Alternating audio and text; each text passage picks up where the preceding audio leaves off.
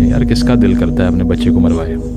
ठीक है, अख्तर मेंगल ने कहा था कि बलोच माएँ मेरे पास आके कहती हैं हमारे बच्चों को ना पढ़ाओ क्योंकि वो अपने राइट्स मांगेगा, समझ जाएगा।